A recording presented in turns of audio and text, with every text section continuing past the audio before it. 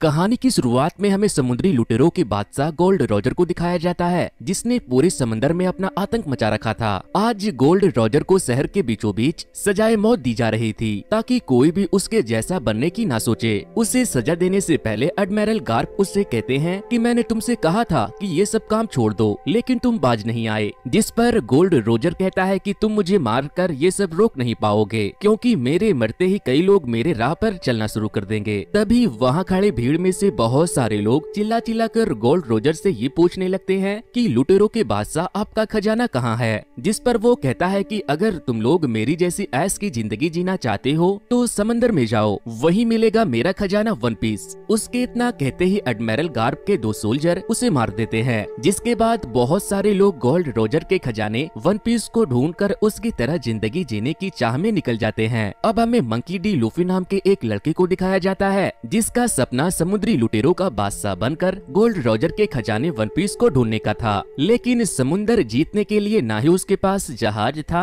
और ना ही समुद्री लुटेरों की कोई टोली। ये बुगला भी एक पोस्टमैन था जो लूफी के बोट पर लिफ्ट ले रहा था। लूफी के नाव पर छेद हो चुका था, इसीलिए उसमें तेजी से पानी भरने लगता है, जिसके बाद वो खुद को बचाने के लिए एक ड्रम में बंद कर लेता है। वो ड्रम तैरते तैरते 2 समुद्री लुटेरों के जहाजों के पास पहुंच जाता है, जो आपस में जंग लड़ रहे थे। इस जंग को जो जीतती है उस समुद्री डाकू का नाम कैप्टन अलविदा होता है, जो कि खुद को समंदर का सबसे खतरनाक डाकू मानती थी। कैप्टन अलविदा के लोग दूसरे जहाज का सारा सामान अपने जहाज पर लेने लगते हैं, और इसी बीच वो लोग दूसरे जहाज का माल समझकर लूफी के ड्रम को भी अपने जहाज पर ले लेते हैं। फिर जब रात होती है तो लूफी अपने ड्रम से बाहर निकलता है, लेकिन कोबी नाम का एक लड़का उसे देखकर डर जाता है। कोबी अलविदा के जहाज पर साफ सफाई का काम करता था, लेकिन अलविदा उसे बिल्कुल एक गुलाम की तरह रखती थी। कोबी लूफी से पूछता है कि तुम कौन हो, तो वो उसे बताता है कि मेरा नाम लूफी डी मंकी है और मैं गोल्ड रॉजर के खजाने को ढूंढकर समुद्री लुटेरों का बादशाह बनना चाहता हूँ। जिस पर कोबी कहता है कि तुम तो देखने में एक शरीफ आदमी लगते हो, जबकि लुटेरे तो बहुत बुरे और खतरनाक होते हैं। लूफी कहता है कि मैं बाकी के लुटेरों की तरह नहीं हूँ। अब हमें कुछ साल पहले का सीन दिखाया जाता है, जब लूफी बहुत छोटा था।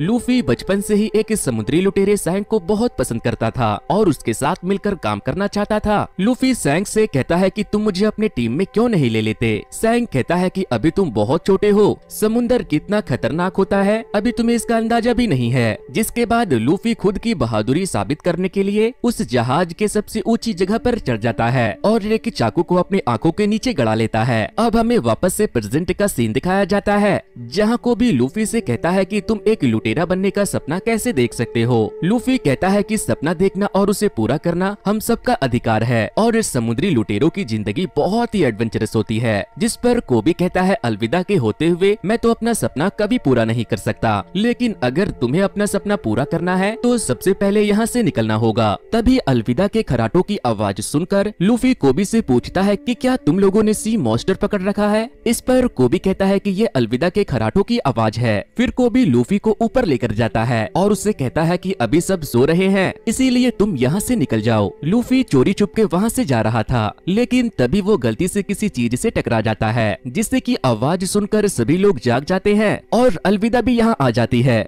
अलविदा को लगता है कि कोबी उसे धोखा दे रहा था, इसीलिए वो अपने हथियार से उन दोनों के ऊपर हमला कर देती है, मगर लूफी उसे बचा लेता है। लूफी अकेले ही अलविदा और उसके सभी साथियों से लड़ता है। वो लोग जब लूफी के ऊपर गोलियां चलाते हैं तो उसे गोलियों से भी कुछ नहीं होता। इसके बाद अलविदा अपना भारी भरकम हथियार लूफी के ऊपर मारती है, लेकिन तभी लूफी अपने शरीर को बहुत ही लचीला बनाकर मूव कर लेता है। ये देखकर अलविदा भी बहुत हैरान हो जाती है। इसके बाद लूफी अपने पूरे शरीर को लचीला करके जहाज के दूसरे तरफ जाता है। तभी अलविदा वहां आकर उस पर हमला करती है, लेकिन इस बीच अलविदा के जहाज पर आग लग जाती है, जिससे कि अलविदा को बहुत ज्यादा गुस्सा आ जाता है। इसीलिए वो गुस्से में कोबी को मारने वाली थी, लेकिन तभी लूफी बीच में आकर कोबी को बचा लेता है। इसके बाद लूफी अपने लचीले हाथ से एक जोरदार पंच मारकर अलविदा को बहुत दूर फेंक देता है। इसके बाद लूफी और कोबी उस शिप से एक लाइफ बोट लेकर निकल जाते हैं। अब हम एक तलवारबाज रोरोना जोरो को देखते हैं, जो कि खुद को दुनिया का सबसे बेहतरीन तलवारबाज बनाना चाहता था और वो समुद्री डाकुओं का शिकार करके उसके ऊपर लगे इनाम को कलेक्ट करता था। यहाँ पर एक आदमी जिसका नाम मिस्टर सेवन था, वो जोरो से मिलने के लिए आता है और उससे कहता है कि तुम मेरे टीम में शामिल हो जाओ। लेकिन जोरो के मना करने के बाद मिस्टर सेवन उससे लड़ने लगते हैं, मगर जोरो कोई आम तलवारबाज नहीं था।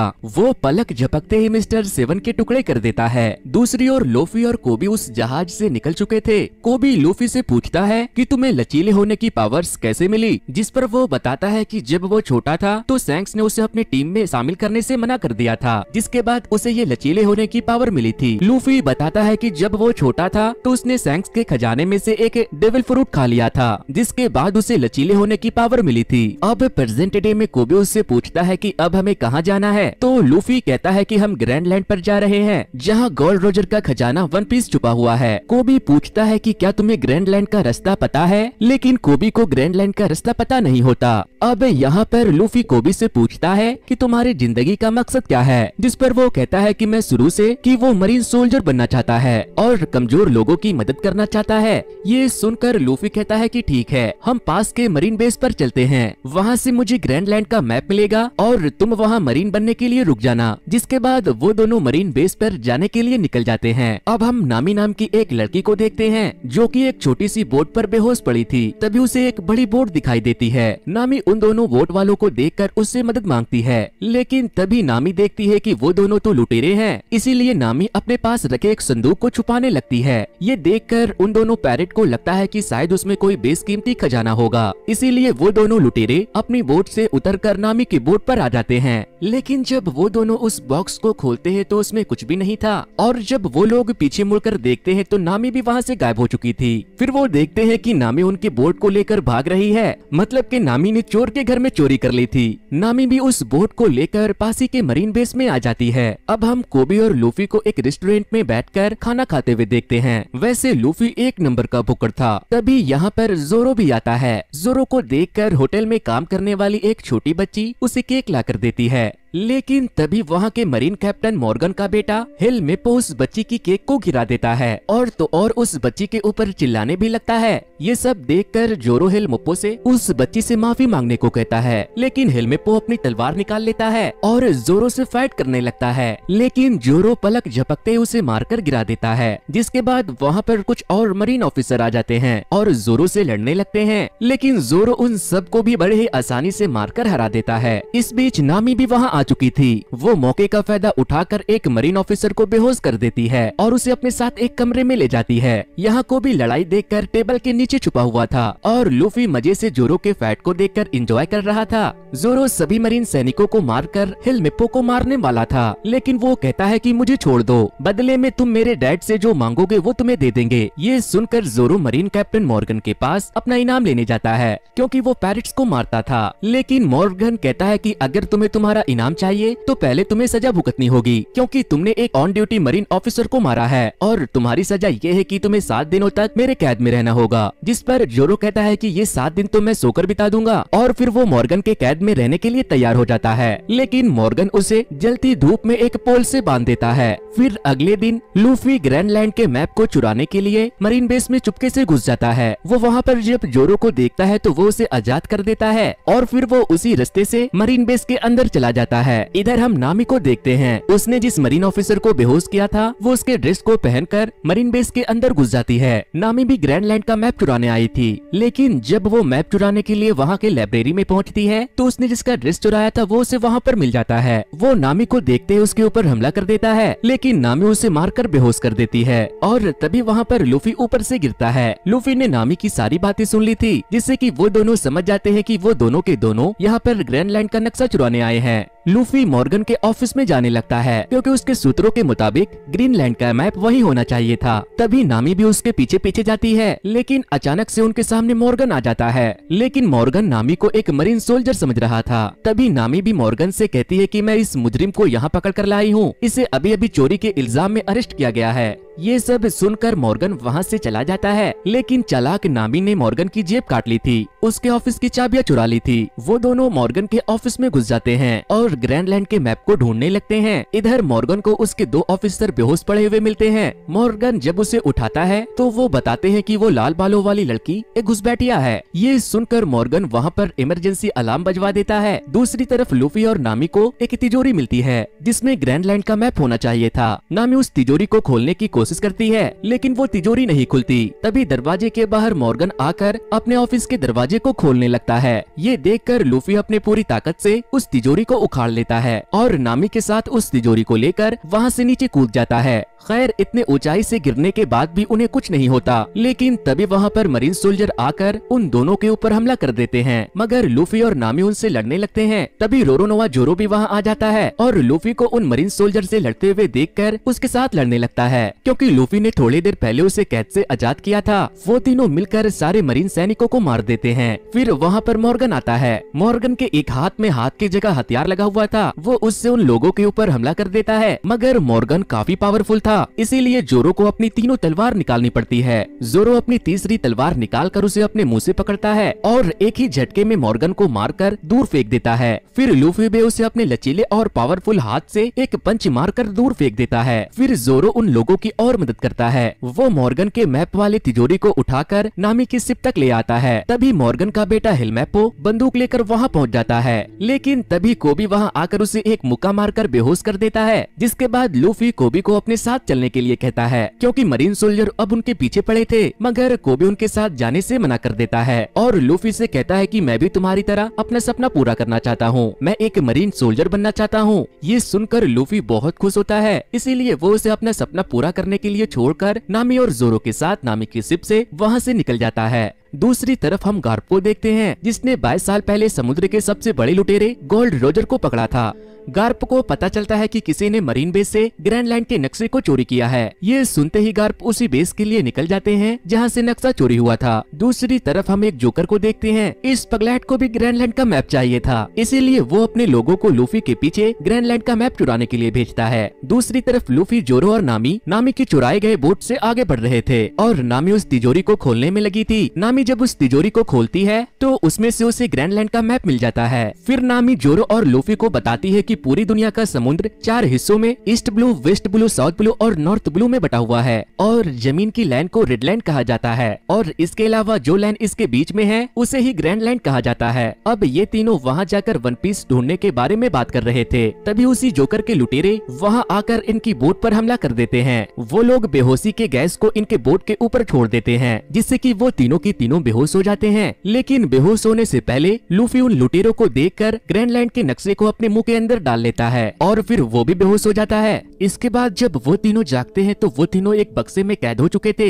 जोकर के लुटेरों ने इनकी सारी चीजें जब्त कर ली थी, लेकिन लूफी कहता है कि घबराओ मत, ग्रैंडलैंड का मैप मेरे पास बिल्कुल सेफ है। तभी ये बॉक्स खुलता है तो वो लोग देखते हैं कि वो लोग एक सर्कस के स्टेज पर बीचों बीच खड़े हैं और बहुत सारे जोकर वहाँ पर शो दिखा रहे थे। लेकिन तभी हम देखते हैं कि वहाँ पर बहुत सारे गाँव वालों को गुलाम बनाकर उनसे जबरदस्ती तालियां बजवाई जा रही थी। तभी वहाँ पर वो जोकर आता है जो बताता है कि मेरा नाम बगी है, क्योंकि बगी भी एक पैरेट होता है और उसके ऊपर भी काफी सारे पैसों का इनाम था। लूफी उसे देखकर कहता है कि वो भी पैरेट का किंग बनने वाला है, लेकिन बगी ये सुनकर हंसने लगता है और कहता है कि वन पीस को ढूंढकर मैं पैरेट किंग बनूंगा। अब बगी उनसे ग्रैंडलैंड का मैप मांगता है। तभी नामी उससे कहती है कि मेरे पास ग्रैंडलैंड के नक्शे से भी ज्यादा इम्पोर्टेंट एक बहुत ही जादुई चीज है। ये कहते हुए नामी लूफी की टोपी को ऊपर उछाल देती है और वहाँ से भाग जाती है। लूफी अपनी टोपी को पकड़ने के लिए अपना हाथ लंबा करता है तो ये देखकर जोकर के साथ साथ वहाँ मौजूद सभी लोग हैरान रह जाते हैं। वही नामी वहाँ से भागकर जब सर्कस से बाहर पहुँचती है तो वो देखती है कि जोकर ने पूरे गाँव को तबाह करके वहाँ के लोगों को बंदी बनाया है। तभी जोकर के लोग वहाँ पर आकर नामी को पकड़ के उसे वापस जोकर के पास लेकर जाते हैं। इसके बाद जोकर के साथी जोरो और नामी को पकड़कर वहाँ से ले जाते हैं। यहाँ जोकर लूफी से मैप के बारे में पूछता है, लेकिन लूफी उसे मैप के बारे में कुछ भी नहीं बताता।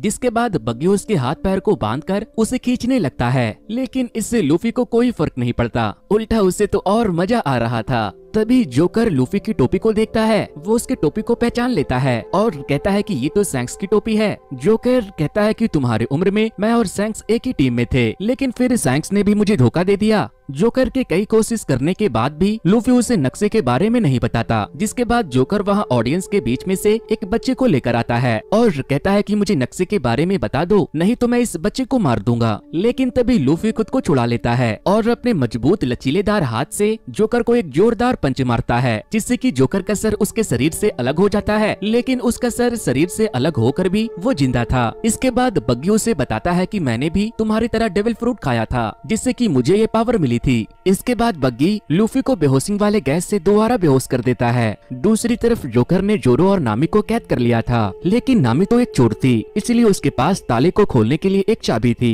नामी अपने चाबी से पिंजरे के लॉक को खोलने की कोशिश करती है, पर तभी वहाँ पर जोकर का एक आदमी आ जाता है। जोरो ने इस आदमी के भाई और उसके साथियों को बहुत पहले मार दिया था, इसीलिए अब ये जोरो को मारकर अपने भाई का बदला लेना चाहता था। वो जोरो को घुमाकर उसके ऊपर चाकू से निशाना लगाने लगता है। तभी नामी अपने आप को पिंजरे से आजाद कर लेती है और उस आदमी को एक लात मारती है और फिर वो दोनों उसे मारकर वहाँ से भाग जाते हैं। वहीं दूसरी तरफ गार्प मॉर्गन के बेस कैंप तक पहुंच गया था। मॉर्गन खुद का किया हुआ सारा इल्जाम अपने बेटे पर डाल देता है और कहता है कि उसके बेटे के बेवकूफी की वजह से वो पैरेट ग्रैंडलैंड का मैप चुरा कर भाग गए। फिर मॉर्गन बताता है कि कोबी जो कि अभी यहाँ पर नया नया एडमिट हुआ है, उसने उसके बेटे को उन पैरेट से बचाया, नहीं तो वो भी मारा जाता। लेकिन गार्प कोबी को देखते ही समझ जाता है कि वो लूफी को जानता है, इसीलिए गार्प कोबी को अकेले मिलने के लिए बुलाता है और उससे पूछता है कि तुम उसे कब से जानते हो। यहाँ पर गार्प का एक साथी उसे बताता है कि हमने एक बार में तुम्हें लूफी के साथ देखा था, इसीलिए हमें तुम्हारे बारे में सब पता है। ये सुनकर कोबी गार्प को सब कुछ सच सच बता देता है कि लूफी ने उसे अलविदा से छुड़ाया था, जिसके बाद वो यहाँ आ गया, जबकि वो हमेशा से एक मरीन सोल्जर बनना चाहता था, इसीलिए वो एक मरीन सोल्जर बनने के लिए यहीं रुक गया। गार्प उसके आंखों में डर को देखकर समझ जाता है कि वो सच कह रहा है, इसीलिए गार्प कोबी को लूफी को पकड़ने के लिए अपनी टीम में शामिल कर लेता है।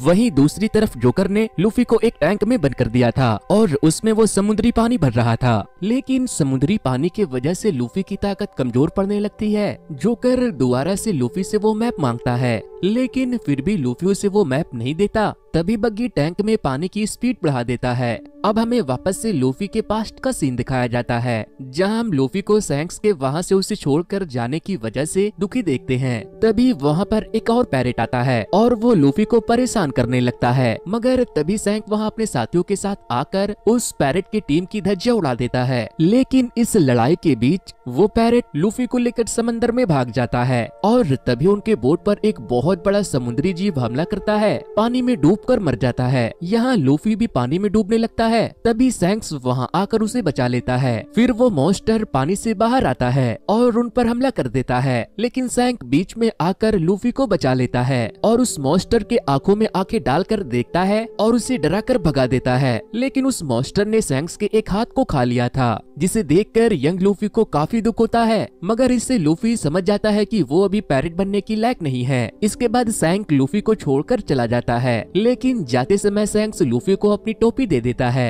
अब हमें वापस से प्रेजेंट टाइम का सीन दिखाया जाता है, जहाँ पर जोकर सैंक्स के उस टोपी को खराब कर रहा था। लूफी को ये देखकर काफी गुस्सा आता है, पर तभी वहाँ पर जोरो और नामी आ जाते हैं और उस वाटर टैंक को तोड़ देते हैं, जिसके अंदर जोकर ने लूफी को रखा था। ये देखकर जोरो अपने साथियों को बुलाता है, लेकिन जोरो और नामी ने उसके साथियों को पहले ही मार दिया था। टैंक टूटने के बाद जब लूफी बाहर आता है तो उसके मुंह से वो नक्शा ऑटोमेटिक बाहर आने लगता है, लेकिन लूफी के लिए मैप से ज्यादा उसकी टोपी इम्पोर्टेंट थी। लूफी अपनी टोपी को उठाने के लिए जाता है और इसी बीच जोकर वो मैप को अपने पास ले लेता है। तभी जोरो उसके ऊपर तलवार से हमला करता है, लेकिन जोकर अपने शरीर के अलग अलग हिस्से करने लगता है। दरअसल जोकर को कोई भी काट नहीं सकता था। जोकर अपने शरीर के बहुत सारे टुकड़े करके जोरो और नामी पर हमला कर देता है। तभी लूफी जोकर से फाइट करने के लिए उठता है, वो उसे मारने लगता है, लेकिन जोकर लूफी के ऊपर भी भारी पड़ रहा था। तभी लूफी को वहाँ बहुत सारे बॉक्स दिखते हैं, जिसके बाद लूफी नामी को इशारा करता है, जिसके बाद वो तीनों मिलकर जोकर के शरीर के अलग अलग हिस्सों को अलग अलग बक्सों में बंद करने लगते हैं, जिससे कि जोकर बहुत छोटा हो जाता है। और फिर लूफी अपने स्पेशल पावर वाले हाथ से जोकर को उड़ाकर बहुत दूर फेंक देता है। फिर लूफी वो मैप नामी के हाथों में सौंप देता है, क्योंकि अब वो तीनों बहुत अच्छे दोस्त बन चुके थे।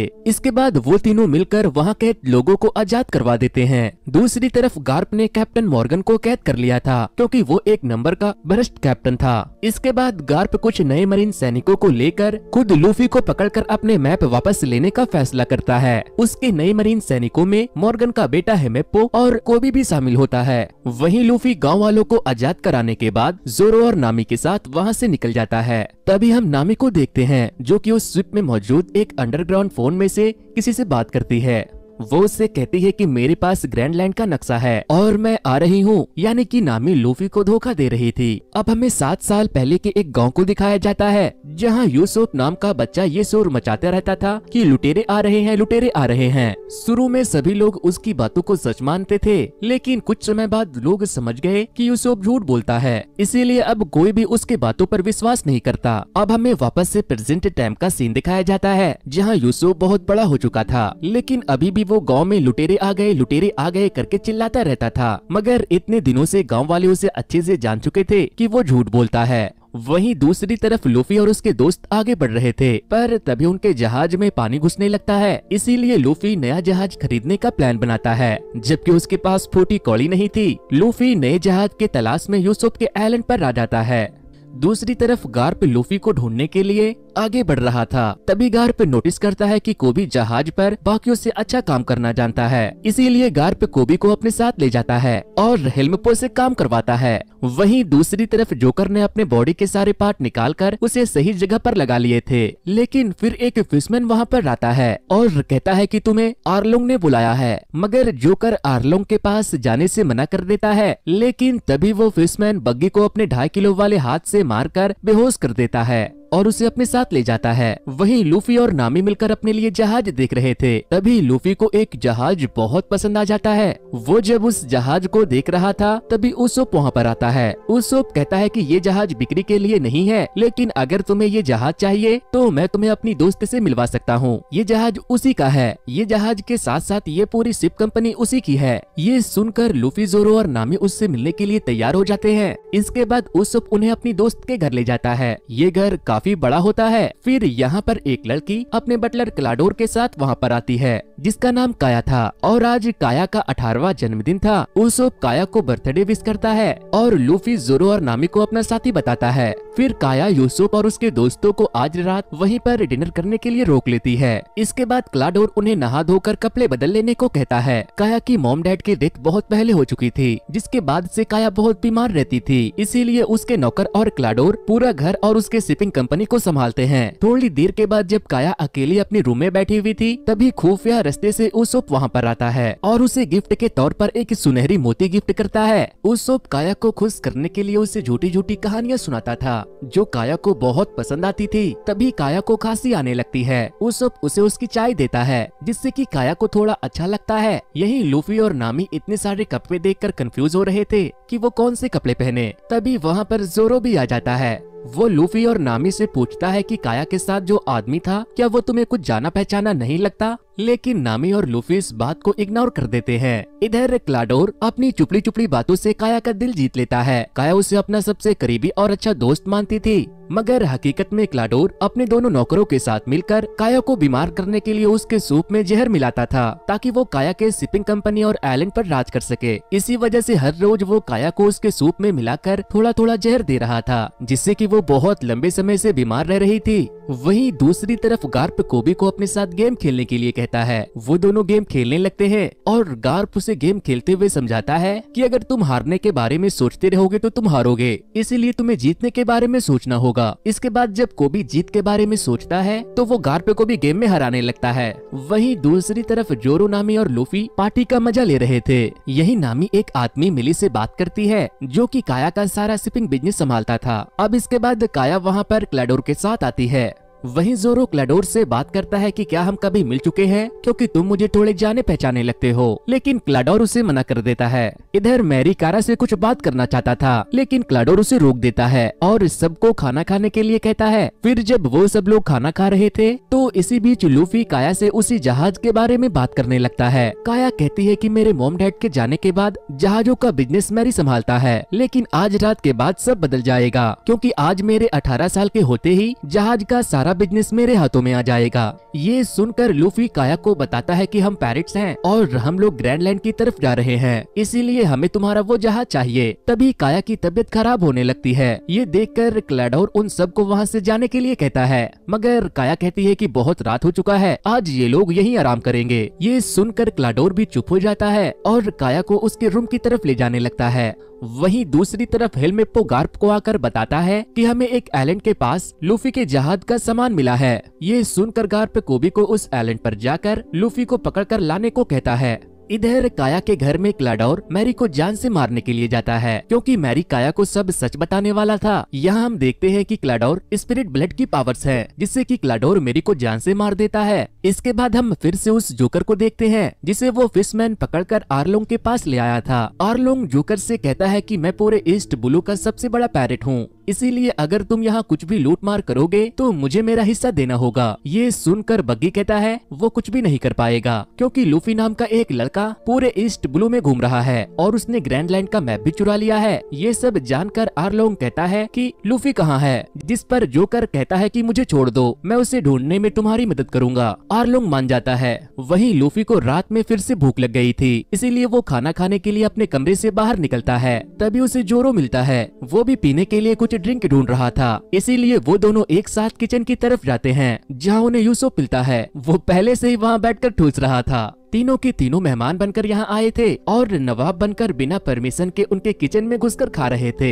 दूसरी तरफ नामी भी अपने रूम से बाहर आकर वहाँ के कीमती चीजों को चुराने लगती है। तभी वो काया के रूम में पहुँच जाती है। काया उसके हाथ में सामान देखकर समझ जाती है कि वो एक चोर है, लेकिन काया नामी से कुछ भी नहीं कहती और उससे दोस्तों की तरह बातें करने लगती है। वहीं उसूप बातों ही बातों में लूफी को बताता है कि मेरे डैड भी एक बहुत बड़े पैरेट हैं, लेकिन जब मैं छोटा था तो वो हमें छोड़कर चले गए। वो कहता है कि मेरे डैड का नाम यासोप है। लूफी उनका नाम सुनकर उन्हें पहचान लेता है और उसे बताता है कि मैं उनसे मिल चुका हूँ, वो तो सैंक्स के टीम में हैं। उसोप उनके बारे में सुनकर काफी खुश हो जाता है। तभी जोरो उसोप से पूछता है कि यहाँ ड्रिंक मिलेगा क्या। उसोप बताता है कि नीचे बेसमेंट में काफी सारी ड्रिंक पड़ी है। फिर वो दोनों ड्रिंक पीने के लिए बेसमेंट में चले जाते हैं। तभी उन्हें वहाँ पर मेरी की डेड बॉडी दिखाई देती है। उसोप ये देखकर घबरा जाता है और तभी क्लाडोर वहाँ पर आ जाता है। उसके 5 प्लेट देखकर जोरो को याद आता है कि वो ब्लैक कैट पैरेट का कैप्टन है, जिसका नाम कुरो है और उसके ऊपर भी काफी सारे पैसों का इनाम है। जोरो क्लाडोर के ऊपर हमला कर देता है, लेकिन क्लाडोर बच जाता है। फिर क्लाडोर की एक साथी जो वहीं पर नौकर का काम करती थी, वो जोरो को मारकर बेहोश कर देती है। ये सब देखकर जोरो एक पतली गली पकड़कर वहाँ से भाग जाता है। क्लाडोर अपने दोनों साथियों से उन दोनों के डेड बॉडी को ठिकाने लगाने को कहता है और खुद वहाँ से चला जाता है। इधर भुक्कड़ लूफी ने किचन में वो जहरीला सूप पी लिया था, जिससे कि वो वहीं बेहोश हो जाता है। इसी बीच नामी भी काया से बातें करने के बाद उसकी अच्छी दोस्त बन गई थी और फिर नामी ने जो कुछ भी वहाँ से चुराया था वो उसे उसकी जगह पर छोड़ देती है। वहीं वो दोनों नौकर मैरी और जोरो को एक कुएं के पास ले जाकर उन्हें कुएं में डाल देते हैं। वहीं दूसरी तरफ जोरो गांव में जाकर सबसे कहने लगता है कि असली लुटेरे आ गए हैं। इस बार उसूप के सच बोलने के बाद भी कोई उनके बातों पर विश्वास नहीं करता, लेकिन तभी कोबी उसे देख लेता है और उससे कहता है कि मैं तुम्हारी बातों पर विश्वास करता हूँ। उसूप कोबी को सब कुछ बता देता है, जिसके बाद कोबी उसूप को अपने साथ लुटेरों के पास ले जाने को कहता है।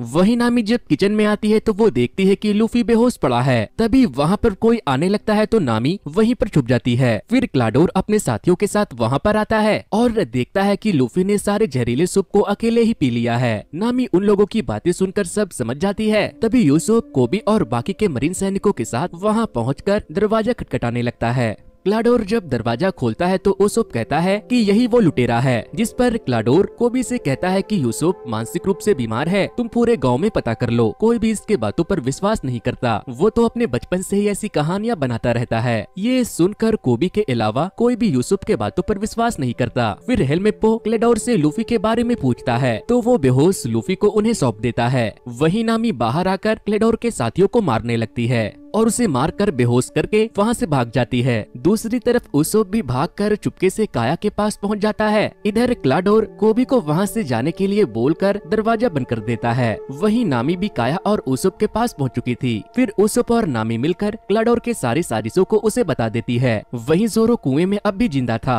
जोरो वहाँ से बाहर निकलने की कोशिश करता है, लेकिन वो कुएं से बाहर नहीं निकल पा रहा था। इसी बीच हम जोरो के पास्ट को देखते हैं, जब वो तलवारबाजी करना सीख रहा था। यहाँ एक लड़की क्वीना जोरो की काफी अच्छी दोस्त थी, लेकिन लेकिन जोरो हमेशा उससे हार जाता था। मगर फिर उन दोनों ने साथ मिलकर कड़ी मेहनत की और एक दूसरे से वादा किया कि उन दोनों में से एक दुनिया का सबसे बड़ा तलवारबाज बनेगा। लेकिन कुछ दिनों के बाद क्वीना की एक एक्सीडेंट के बाद डेथ हो गई और ये सब जानकर जोरो को बहुत दुख हुआ, जिसके बाद से जोरो ने तय कर लिया था कि वो क्वीना का ये सपना पूरा करेगा और एक दिन दुनिया का सबसे जाबाज तलवारबाज बनेगा। अब प्रेजेंट डे में 12 बज चुके थे और अब काया 18 साल की हो चुकी थी, इसीलिए अब क्लाडोर काया के प्रॉपर्टी पर कब्जा करने के लिए उसे मारने का फैसला कर लेता है। क्लाडोर के साथी उस घर से बाहर निकलने के सभी रास्तों को बंद कर देता है और फिर वो अपने साथियों के साथ अपने हथियार लेकर काया को मारने के लिए जाने लगता है। लेकिन काया उसोप और नामी के साथ वहाँ के खुफिया रास्तों से छुप छुप कर भागने लगती है। वो लोग दीवारों के पीछे से जा रहे थे, तभी काया खांसती है तो क्लाडोर को उसके होने का पता चल जाता है। उसकी आवाज सुनकर क्लाडोर अपने ब्लेड से दीवार के अंदर हमला करता है। काया बार बार बचती है और फिर वो तीनों वहाँ से भाग जाते हैं। दूसरी तरफ जोरो अभी भी कुएं से निकलने की कोशिश कर रहा था,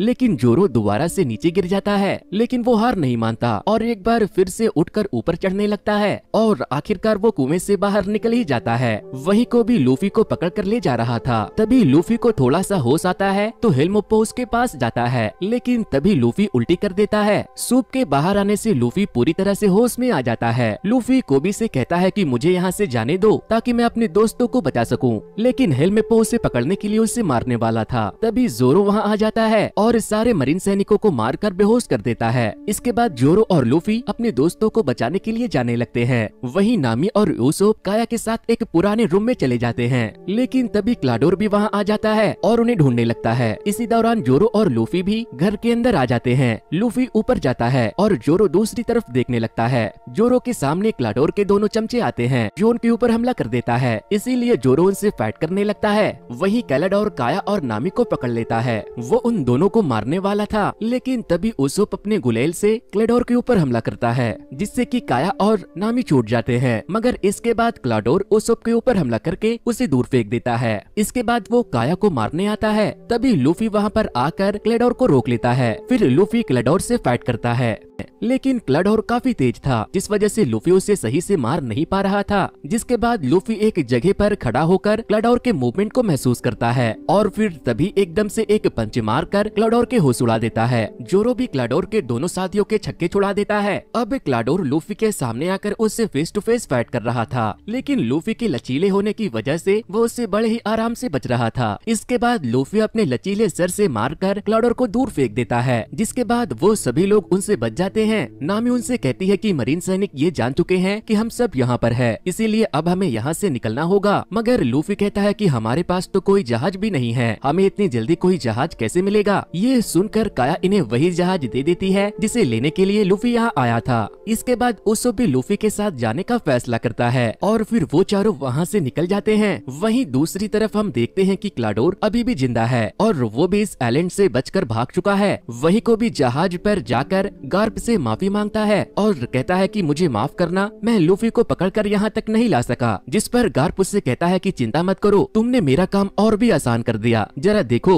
वो लोग खुद हमारे पास आ रहे हैं। गार्प को लूफी का जहाज ठीक उसके सामने दिख रहा होता है। गार्प अपने आदमियों को लूफी के जहाज पर हमला करने को कहता है। इधर लूफी अपने नए जहाज पर आराम कर रहा था, तभी उनके ऊपर बमों की बरसात होने लगती है। जिसके बाद लूफी शिप के ऊपर जाकर दूरबीन से देखता है तो कहता है कि ये तो दादाजी हैं। ये सुनकर सभी लोग चौंक जाते हैं। तो दोस्तों आपको क्या लगता है गार्प और लूफी का क्या रिलेशन है? क्या लूफी गोल्ड रोजर के वन पीस खजाने को ढूंढ पाएगा? और आखिर नामी लूफी को किसके लिए धोखा दे रही है? दोस्तों इस कहानी के इस पार्ट से ज्यादा मजा इसके दूसरे पार्ट में आने वाला है। अगर आप इसके दूसरे पार्ट को भी देखना चाहते हो तो इस वीडियो पे एटलीस्ट 1000 लाइक कंप्लीट कर दो। और अगर इस वीडियो पर 1000 लाइक कंप्लीट हो चुके हैं तो वॉच नेक्स्ट पर क्लिक करके इसके सेकंड पार्ट को जरूर से देख ले। यकीन मानो नेक्स्ट पार्ट आपके होश उड़ा देंगे। सो विल गाइस आज की